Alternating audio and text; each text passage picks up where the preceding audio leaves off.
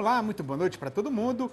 O cachorro perdigueiro latiu no terreiro assim que o primeiro candeeiro foi aceso, rasgando a escuridão na madrugada e alumiando o sertão para a saída da boiada. E agora, depois de vencer mais uma jornada na Lida Machadeira, a comitiva do Terra Viva DBO na TV está chamando os companheiros e companheiras boiadeiros do Brasil inteiro para apreciar esta função novidadeira, anunciando então a apresentação da nossa prosa brideira do dia. A SESEX, que é a Secretaria de Comércio Exterior do Ministério da Economia, divulgou na semana passada as contas da balança comercial do nosso setor leiteiro em maio. E o resultado deixou comprovado que o carretão está pegando um trieiro enganoso e que o caso está ficando cada vez mais dificultoso para o lado da indústria e do produtor brasileiros. A respeito da exportação, o que tem para ser contado é que o volume despachado daqui para o estrangeiro ficou em 11 milhões e 400 mil litros em equivalente leite, que vem a ser aí o tanto de matéria-prima usada na fabricação de um determinado produto derivado, né? Comparando com abril do ano presente, o que aconteceu foi uma fortíssima queda de 48%. Já em relação ao mês correspondente do ano passado, o tombo foi um pouco menor, ficando em 34,5%. Na direção contrária desta mesma estrada, as importações somaram 63 milhões e 900 mil litros, com um aumento muito substancioso de nada menos que 52%, pareando com abril, e de 10% em relação a maio do ano passado. Aí, juntando uma coisa com a outra, o que aconteceu foi que o saldo entre o que foi comprado lá fora e o que foi mandado daqui para o estrangeiro ficou ainda mais negativo do que ele já estava, chegando a 53 milhões de litros. Fazendo então as mesmas comparações, o buraco nesta conta cresceu 62% sobre o último mês de abril e 22% sobre maio de 2021.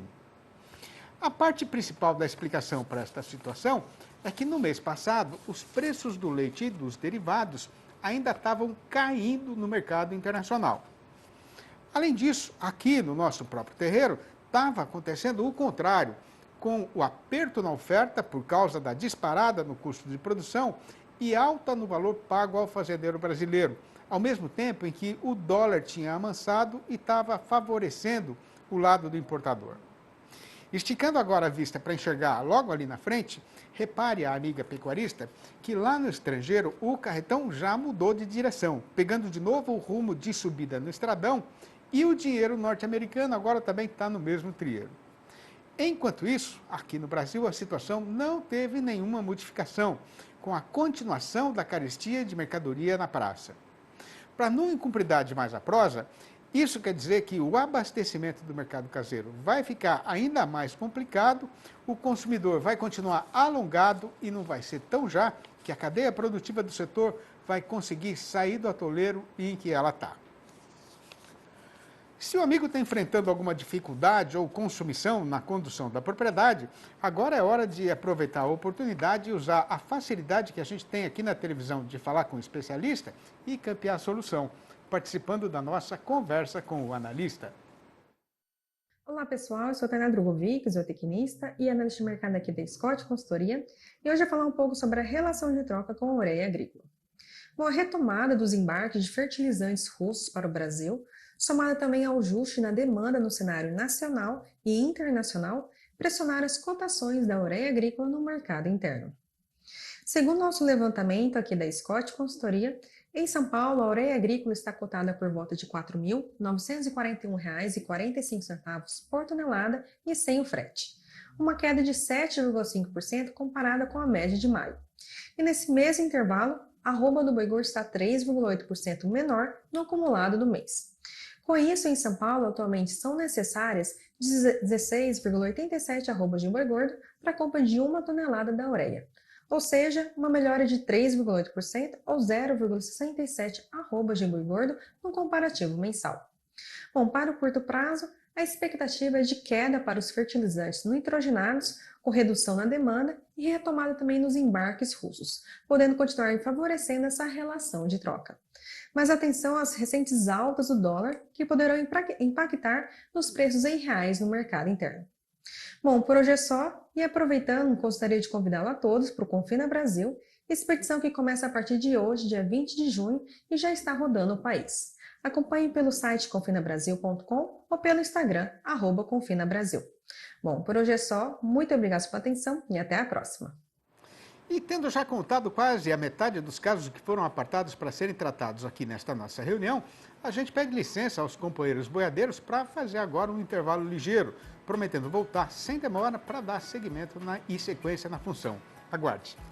O companheiro boiadeiro brasileiro tem perfeita sabedência de que encurtar a fase de recria seria uma excelente maneira de diminuir o tempo de permanência do gado na propriedade, aumentar a lucratividade e a produtividade do nosso gado na fazenda, né? Mas geralmente é muito difícil a gente a gente cumprir esse programa, porque essa fase de recrise geralmente acontece aí quando a gente está no período mais seco do ano, né?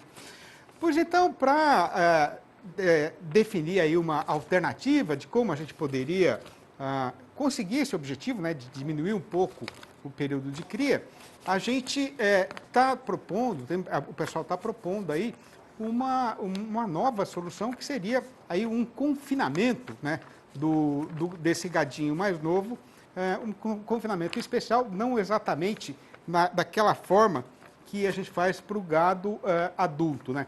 Pois então, a respeito desse assunto, a gente vai conversar agora com a doutora zootecnista Josilane Lima, consultora técnica da Premix, que está lá em Araguaína, no Tocantins, e vai prosear com os amigos e amigas pecuaristas do Brasil inteiro, falando ao vivo pelo computador. Boa noite, doutora Josilane. Muito obrigado pela sua boa vontade e gentileza de aceitar o nosso convite para essa prosa aqui na televisão. Seja muito bem-vinda no nosso arranchamento internetico e eletrônico. Joia. Boa noite. Agradeço o convite também. Espero poder ajudar. Com certeza. Josilane, o que é que está acontecendo com o organismo do bezerro, né, nessa fase da recria, e qual é a importância disso quando a gente pensa no futuro desse animal? Bom, é importante lembrar que nessa fase o animal ainda está em crescimento, certo? Então ele está depositando massa magra, que é o tecido muscular, que é um tecido bastante eficiente para deposição e com isso, né, a importância de você traçar uma estratégia para suplementar o animal nessa fase, você consegue ganhos mais eficientes nessa fase e promover um crescimento contínuo para o animal numa fase crítica, que seria a seca, né, do ano.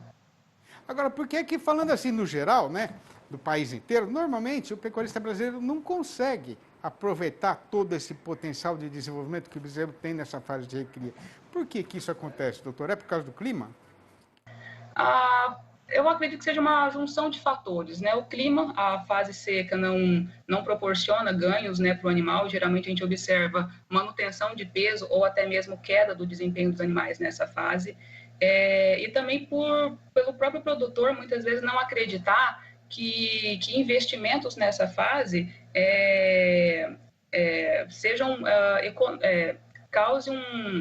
proporcione, né, um resultado financeiro bacana para ele. Muitas vezes ele pensa que é uma fase que não vale a pena ter um investimento. Então ele acaba não investindo, colocando esse animal que acabou de desmamar no início da seca num pasto com uma qualidade um pouco inferior, e esse animal não desempenha, não ganha peso e prolonga todo o seu ciclo produtivo dentro da fazenda, né? Uhum. Agora, claro que está faltando ainda um bom pedaço de tempo até lá, né? Mas quando chegar a primavera e o capim começar a rebrotar, o problema da comida da bezerrada fica perfeitamente resolvido, doutora? Infelizmente não, né? Seria bom falar que sim, mas não é bem assim. A gente sabe que os pastos, eles não conseguem promover, atender toda a exigência do animal, certo? Mesmo pasto de águas com oferta suficiente, com uma qualidade melhor, ele não consegue atender 100% a exigência do animal. Então, é necessário pensar, fazer um planejamento para esse animal no pós-confinamento, né? Como eu disse, é importante o produtor promover um desempenho contínuo do animal ao longo da sua vida, do seu ciclo produtivo, né? Então, é importante traçar uma estratégia para a seca, no caso, ali pensando no confinamento, e após o confinamento, pensar numa suplementação que atenda esse animal, promovendo esse crescimento sempre contínuo dele. Como é que funciona, então, essa ideia de simplesmente tirar a bezerrada do pasto durante a seca e a fase de transição para a estação das águas? Bom, na verdade, tudo começa na estação anterior, né? O produtor que quer confinar na seca a sua recria, ele tem que ter planejado isso lá nas águas, produzindo, né, um volumoso de qualidade, seja uma silagem de milho, sorgo ou até mesmo de capim, às vezes a produção de um feno, né? Ele tem que ter produzido isso lá na estação anterior, em quantidade suficiente que atenda todo o seu rebanho, né? O seu lote. E aí, durante a seca, esse produtor fecha os animais no confinamento, ah, suplementando esses animais no coxo com volumoso e um suplemento proteico energético para corrigir as deficiências do volumoso e promover esse desempenho do animal nessa fase. Quanto tempo deve durar esse confinamento especial da bezerrada enquanto o pasto ainda não tem condição de sustentar o rebanho? Isso depende muito do próprio objetivo do produtor, do planejamento dele, né? Então, assim, se o produtor vai confinar a seca inteira, então vai durar mais ou menos uns 180 dias. Então, ele tem que ter um volumoso que atenda, né? Que supra esse período todo. Agora, se o produtor pretende confinar apenas na fase de transição, seca águas, aí dura de 60, 70 até 90 dias, né? Depende do objetivo dele e da condição do dossel forrageiro dele, da planta forrageira dele na fazenda. O que é que o fazendeiro deve levar em consideração, então, para saber qual que é o tempo certo de confinamento dos bezerros na sua propriedade e na sua condição de criação, doutora? Certo. A condição de forragem que ele tem na fazenda, né? A oferta de folhas que ele tem no início da seca, na entrada da seca, se é suficiente para atender o rebanho dele ou não, e ao mesmo tempo ele tem que ter planejado isso lá atrás, né? Durante ainda a produção do volumoso dele, uma quantidade suficiente que atenda ele nesse período. Agora, como é que deve ser a alimentação dos bezerros durante esse período do confinamento? Certo. Como a gente chama de confinamento estratégico, né? Às vezes o pessoal pode confundir com o confinamento tradicional, onde o objetivo é engordar os animais. Aqui é bom a gente ressaltar que o objetivo não é engordar, não é depositar gordura no animal, até porque, como você disse lá no início, né, uma bezerrada jovem, leve, que está em crescimento ainda. Então esse animal ele tem que crescer e não depositar gordura ainda. Então a dieta ela é uma dieta bem mais leve, bem mais volumosa, tá?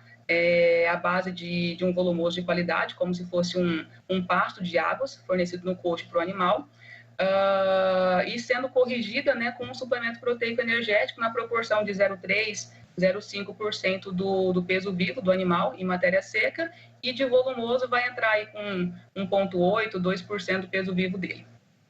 Qual é o ganho de peso ideal durante esse período do confinamento e o que é que pode acontecer se o animal, por acaso, engordar mais do que isso, hein, doutor? Certo. Bom, aqui geralmente a gente recomenda ganhos de 600 gramas até 700, 750 gramas cabeça dia, pensando naquele crescimento contínuo que eu comentei, né? Isso seria o ideal com uma dieta bastante volumosa, como eu mencionei há pouco.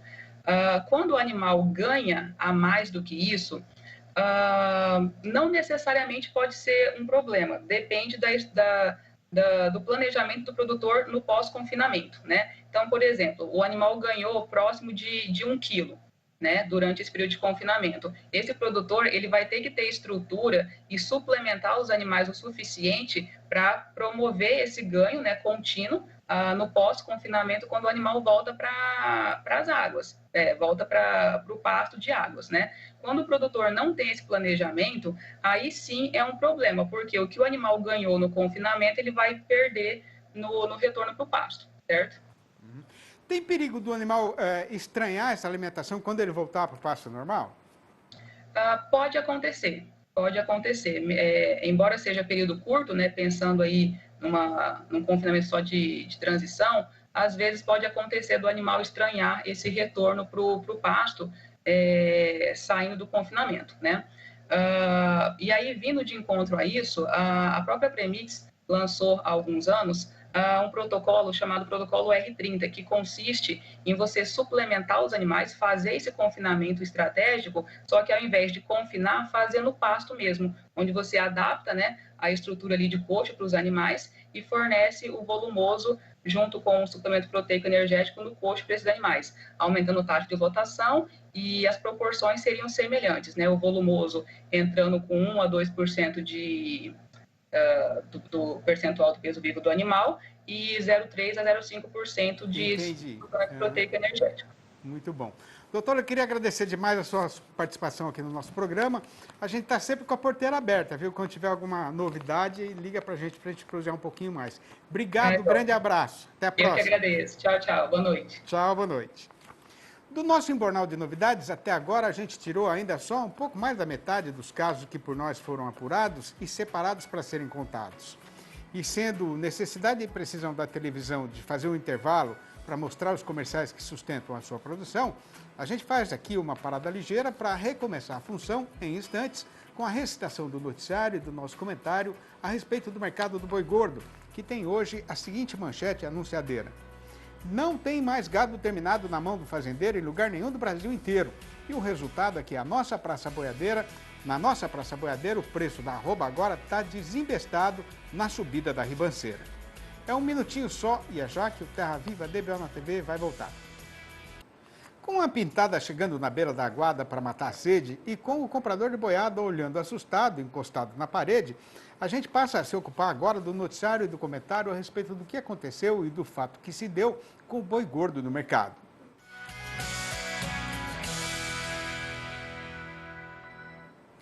Pois o caso que tem para ser contado é que, conforme tem sido falado aqui repetidamente desde a semana retrasada, do estoque de gado terminado que estava na mão do fazendeiro, não sobrou mais quase nada. E o resultado é que no Brasil inteiro, o carretão agora está largado e desembestado no rumo da subida do estradão. Por conta disso, hoje a gente vai ter de ser muito ligeiro no serviço, porque no balanço do dia da Scott Consultoria foram apuradas mudanças nas cotações em nada menos do que 30 das 32 regiões pesquisadas e em todas essas praças a arroba subiu.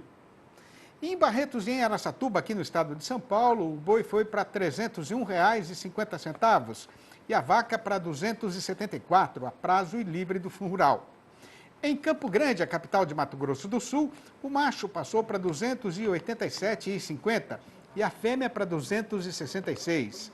Em Três Lagoas, o boi pulou também para R$ 287,50 e a vaca para R$ 263. Em Dourados, o macho já está a R$ 295,50 e a fêmea a R$ 269. Em Cuiabá, capital de Mato Grosso, o boi avançou para R$ 285,50 e a vaca para R$ 266.